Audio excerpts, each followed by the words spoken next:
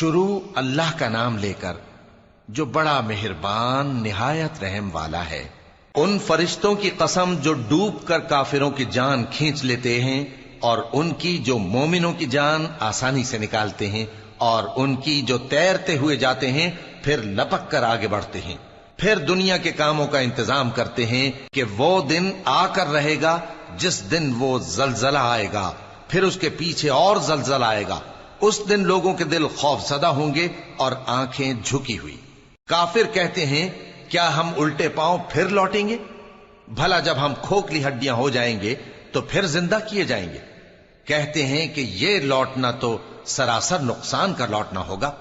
تو بس وہ ایک ڈانٹ ہوگی، اس وقت وہ سب میدان حشر میں آ جمع ہوں گے۔ بھلا تم کو موسیٰ کی حکایت پہنچی ہے جب ان کے پروردگار نے ان کو پاک میدان یعنی طویٰ میں پکارا اور حکم دیا کہ فرعون کے پاس جاؤ کہ وہ سرکش ہو رہا ہے، پھر اس سے کہو کہ کیا تو چاہتا ہے کہ پاک ہو جائے اور میں تجھے تیرے پروردگار کا رستہ بتاؤں تاکہ تجھ کو خوف پیدا ہو؟ غرض انہوں نے اس کو بہت بڑی نشانی دکھائی مگر اس نے جھٹلایا اور نہ مانا، پھر لوٹ گیا اور تدبیریں کرنے لگا۔ سو اس نے لوگوں کو اکٹھا کیا، پھر بلند آواز سے بولا، سو کہنے لگا کہ تمہارا سب سے بڑا مالک میں ہوں۔ تو اللہ نے اس کو دنیا اور آخرت دونوں کے عذاب میں پکڑ لیا۔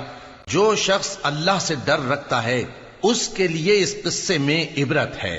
بھلا تمہارا بنانا مشکل ہے یا آسمان کا؟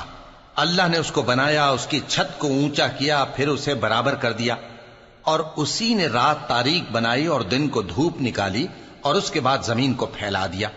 اسی نے زمین میں سے اس کا پانی نکالا اور چارہ اگایا اور اس پر پہاڑوں کا بوجھ رکھ دیا۔ یہ سب کچھ تمہارے اور تمہارے مویشیوں کے فائدے کے لیے کیا۔ پھر جب وہ بہت بڑی آفت آئے گی اس دن انسان جو محنت وہ کرتا رہا یاد کرے گا، اور دوزخ دیکھنے والے کے سامنے لا کر رکھ دی جائے گی۔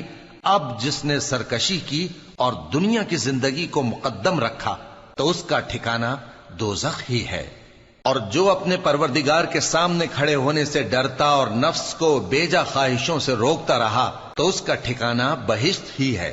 اے پیغمبر صلی اللہ علیہ وآلہ وسلم، لوگ تم سے قیامت کے بارے میں پوچھتے ہیں کہ اس کی آمد کب ہے، سو تم اس کے ذکر کی طرف سے کس فکر میں ہو؟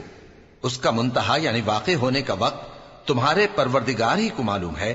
جو شخص اس سے ڈر رکھتا ہے تم تو اسی کو ڈر سنانے والے ہو۔ جب وہ اس کو دیکھیں گے تو ایسا خیال کریں گے کہ گویا دنیا میں صرف ایک شام یا ایک صبح رہے۔